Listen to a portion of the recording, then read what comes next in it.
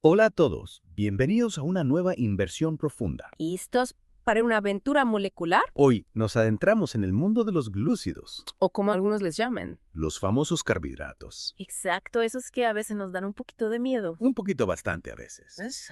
Para esta aventura vamos a usar un texto de biología que se centra en ellos, Prepárense para descubrir qué hay detrás de esa palabra. porque siempre pensé que eran solo azúcar. Bueno, mucho más que eso. Mucho más. Mucho más. ¿Por dónde empezamos? ¿Qué define a un glúcido? Pues la definición básica nos dice que son biomoléculas orgánicas compuestas principalmente por carbón, hidrógeno y oxígeno. Ok.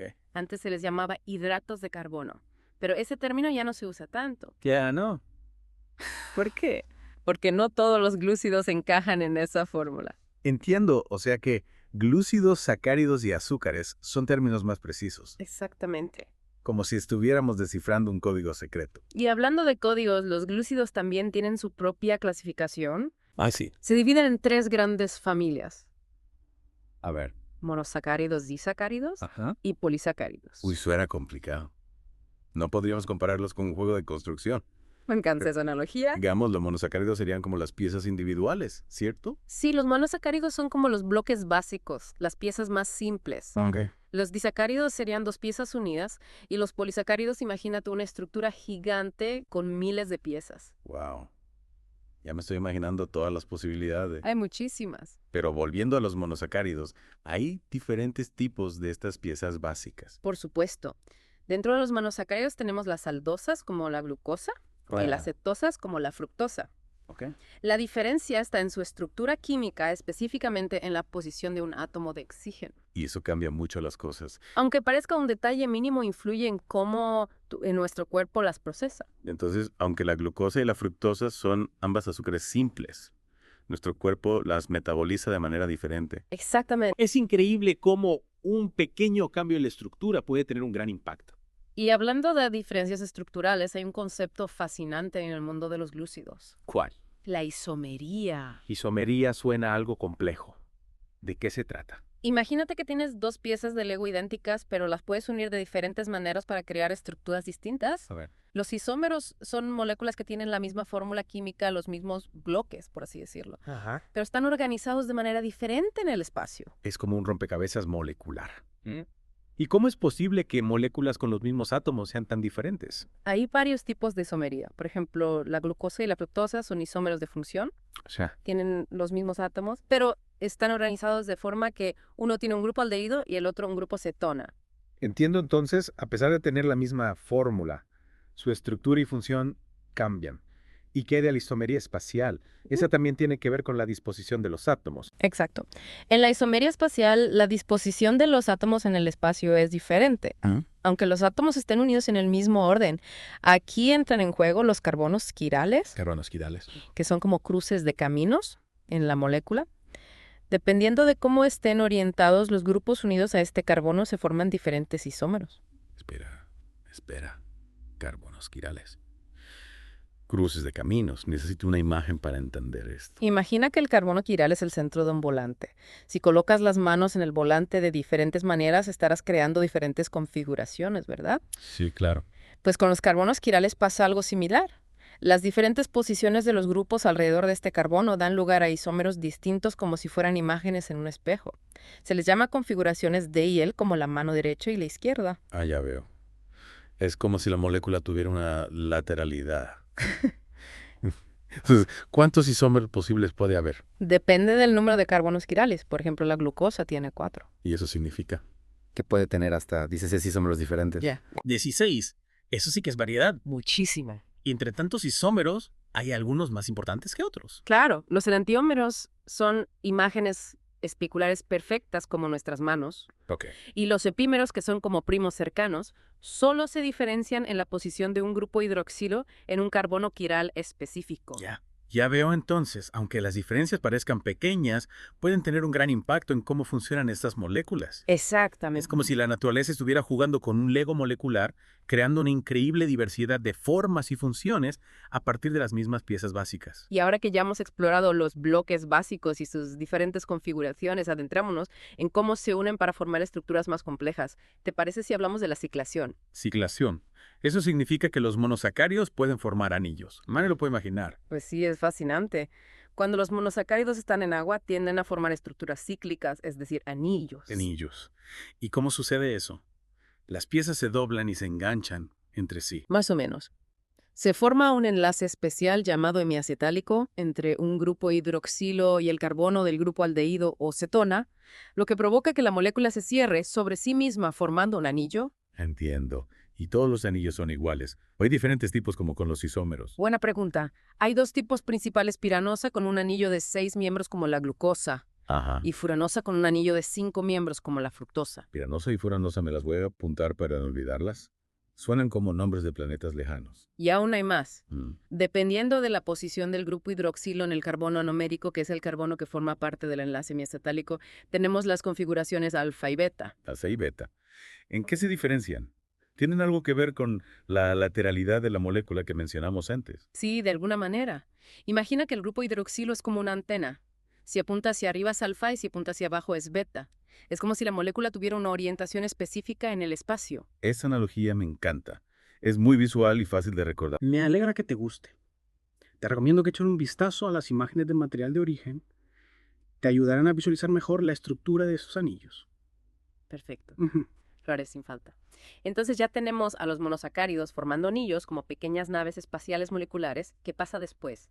¿Cómo se forman los disacáridos? ¿Es ahí donde empieza la verdadera fiesta? Exactamente. Los disacáridos se forman cuando dos de estas naves espaciales, o dos monosacáridos, se unen mediante un enlace especial llamado enlace O-glucosídico. Enlace O-glucosídico. Suena a algo que solo un científico loco podría pronunciar. ¿Podrías explicar un poco más sobre este enlace? ¿Cómo funciona esa unión? Claro que sí. Imagina que cada nave espacial tiene un brazo robótico. El enlace O-glucosídico se forma cuando el brazo robótico de una nave se conecta con un punto específico en la otra nave. Me encanta la imagen. Entonces, ¿siempre es igual este enlace o hay diferentes maneras de conectar las naves? Hay dos tipos principales monocarbonílicos donde solo participa el brazo de una nave. Y dicarbonílico, donde se usan los brazos de ambas naves para la conexión. Y esto, como puedes imaginar, influye en la estabilidad y en la flexibilidad de la estructura final. Interesante. Es como si la forma en que se conectan las naves determinara la resistencia y la maniobrabilidad del conjunto. Y hablando de diferentes tipos de conexiones, ¿puedes darnos algunos ejemplos de disacáridos comunes que encontramos en la naturaleza? ¿Qué tipo de naves espaciales los forman? Por supuesto. Tenemos la maltosa formada por dos glucosas que se encuentran en las semillas en germinación y se usa para hacer cerveza. Cerveza. También está la sacarosa, nuestra conocida azúcar de mesa formada por glucosa y fructosa. Esa sí que la conozco. Y no podemos olvidar la lactosa, la del azúcar de la leche formada por galactosa y glucosa. La lactosa, esa sí que la conozco bien. Y la celobiosa también es un disacárido común. ¿De qué naves está hecha? Sí, la celobiosa también está formada por dos glucosas, pero se obtiene de la degradación de la celulosa. Es como si desarmáramos una nave espacial gigante hecha de celulosa y obtuviéramos estas pequeñas unidades de celobiosa. ¡Wow! Es increíble cómo la química de estos enlaces define las características de cada disacárido. Realmente estoy aprendiendo mucho hoy. Siento que estoy viajando por el espacio molecular. Me alegra escuchar eso. Y ahora prepárate para adentrarte en el mundo de los colisacáridos, las verdaderas naves espaciales gigantes del mundo de los glúcidos. Las naves gigantes. Eso suena emocionante. Bien. No puedo esperar a descubrir qué nos espera en esa parte de la inmersión. Te aseguro que será fascinante. Pero antes de continuar, creo que es un buen momento para hacer una pausa y retomar en la segunda parte de nuestro viaje por el mundo de los carbohidratos. Me parece perfecto. Así tendremos tiempo para digerir toda esta información tan interesante.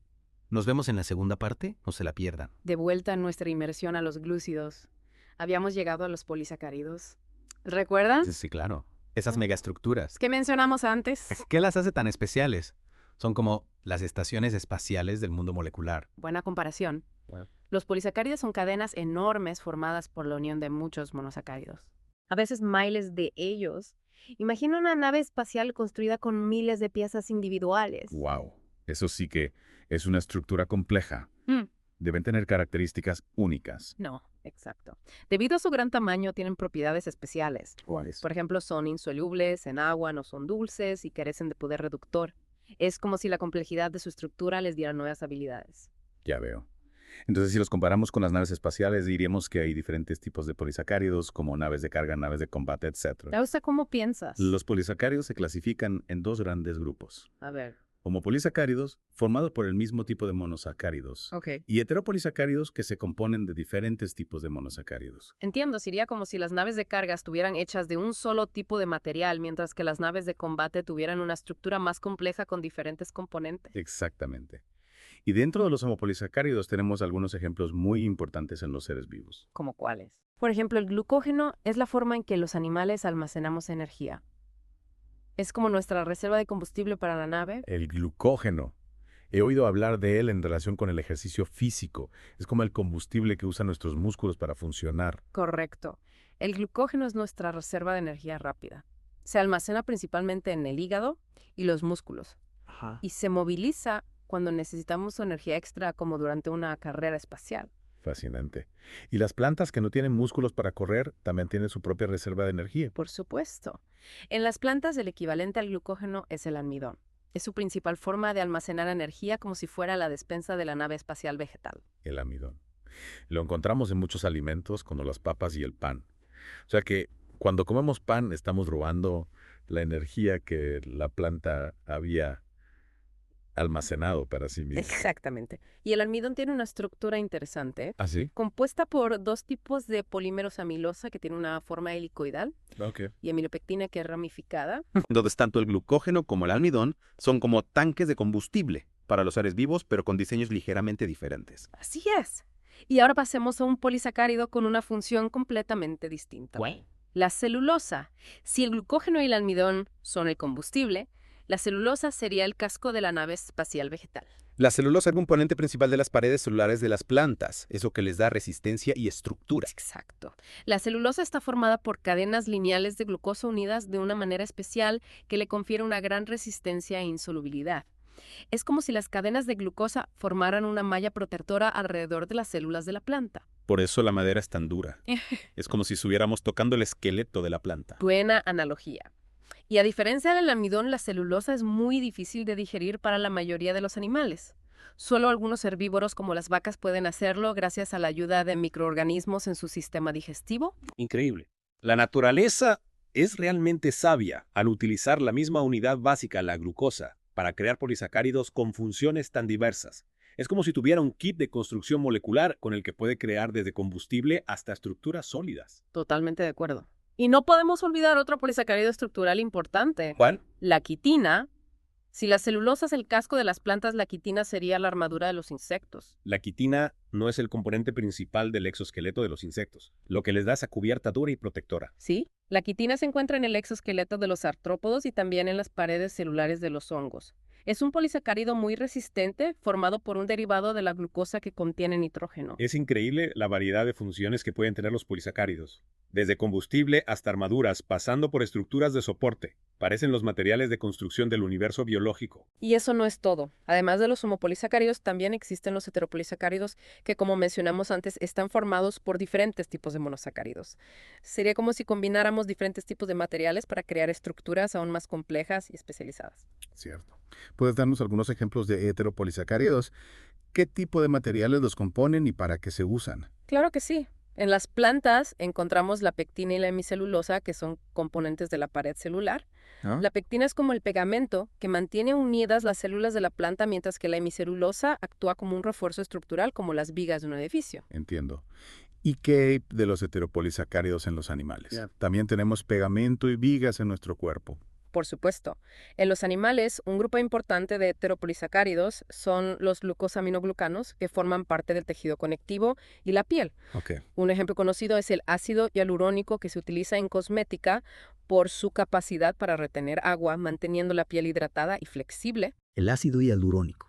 Lo he visto en muchas cremas y tratamientos de belleza. No sabía que era un heteropolisacárido. Exacto. Y también existen otros heterócidos, que son moléculas que combinan glúcidos con otras moléculas no glucídicas.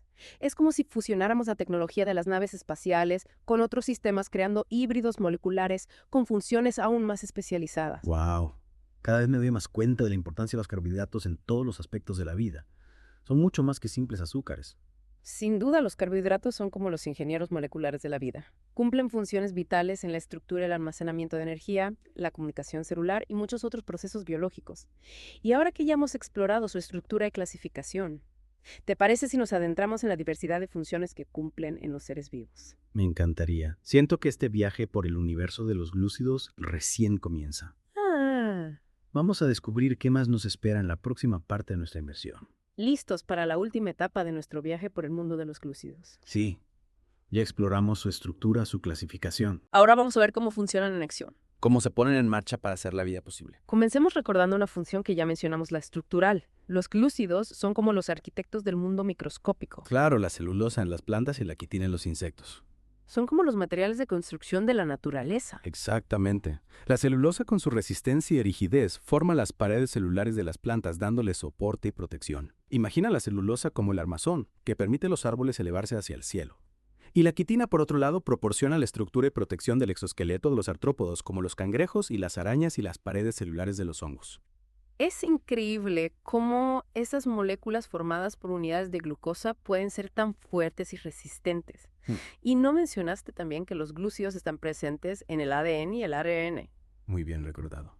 La ribosa y la desoxirribosa, 2 azúcares de 5 carbonos, son componentes esenciales del RNN y ADN respectivamente. Son como los pilares que sostienen la estructura de la información genética. Wow. Los glúcidos también están involucrados en la genética. Es como si formaran parte del código fuente de la vida. Así es. Sin ellos, la vida como la conocemos no sería posible.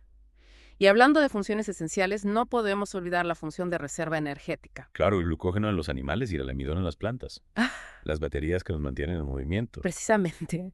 Cuando consumimos alimentos ricos en carbohidratos, nuestro cuerpo los descompone en glucosa, que es la fuente de energía primaria para nuestras células.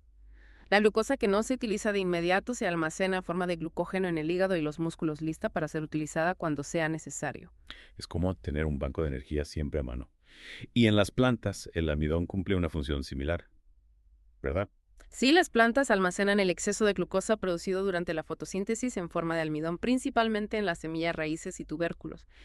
Es como si guardaran provisiones para el futuro. ¡Qué interesante! Entonces, los glúcidos no solo son importantes para obtener energía, sino también para almacenarla y tenerla disponible cuando la necesitamos. Son como los administradores de energía del mundo biológico. Pero las funciones de los glúcidos van mucho más allá de la estructura y el almacenamiento de energía. Son como actores multifacéticos que desempeñan diferentes roles en la gran obra de la vida. En serio, cuéntame más. Los glúcidos también forman parte de moléculas más complejas que desempeñan funciones muy diversas. Por ejemplo, están presentes en las glicoproteínas, que son proteínas con azúcares unidos a ellas. Glicoproteínas. Sí. ¿Y qué funciones tienen? Las glicoproteínas participan en una gran variedad de procesos biológicos como el reconocimiento celular, la comunicación entre células, la respuesta inmune y la coagulación sanguínea. Son como mensajeros guardianes y constructores del cuerpo. Impresionante. Parece que los glúcidos están involucrados en casi todos los procesos del cuerpo. Y no podemos olvidar su papel en la defensa del organismo. Las inmunoglobulinas, también conocidas como anticuerpos, son glicoproteínas que reconocen y neutralizan agentes patógenos como bacterias y virus. Los anticuerpos. Esos sí que son los guerreros del sistema inmunológico. Sin duda. Hablando de héroes, algunos carbohidratos también tienen funciones hormonales. Por ejemplo, las hormonas gonadotropinas que regulan la función reproductora son glicoproteínas. Increíble. No tenía idea de que los glúcidos tuvieran un papel tan importante en el sistema hormonal. Y aún hay más. Algunos carbohidratos también forman parte de enzimas, que son proteínas que aceleran las reacciones químicas en las células. Las ribonucleasas, por ejemplo, son enzimas que degradan el ARN y contienen carbohidratos en su estructura. Es fascinante. Parece que los glúcidos son como actores multifacéticos que desempeñan diferentes roles en la gran obra de la vida, desde la construcción hasta la defensa, pasando por la comunicación y la regulación. Tienes toda la razón. Podríamos seguir hablando de sus funciones durante horas, pero creo que ya hemos cubierto los aspectos más importantes. En resumen, los glúcidos son moléculas esenciales para la vida involucradas en una gran variedad de procesos biológicos, desde la estructura celular hasta la comunicación, la defensa, el almacenamiento de energía y la regulación hormonal. Esta inmersión profunda en el mundo de los glúcidos ha sido increíblemente reveladora. He aprendido muchísimo sobre estas moléculas tan versátiles y esenciales para la vida. Me alegra escuchar eso, y espero que esta información te ayude a comprender mejor la importancia de los glúcidos en tu propia vida. Sin duda alguna. A nuestros oyentes les dejamos una pregunta para reflexionar. Dado el papel crucial de los glúcidos en el almacenamiento de energía, ¿Cómo creen que los diferentes tipos de carbohidratos pueden afectar el rendimiento deportivo o el control del peso? Hasta la próxima inmersión profunda.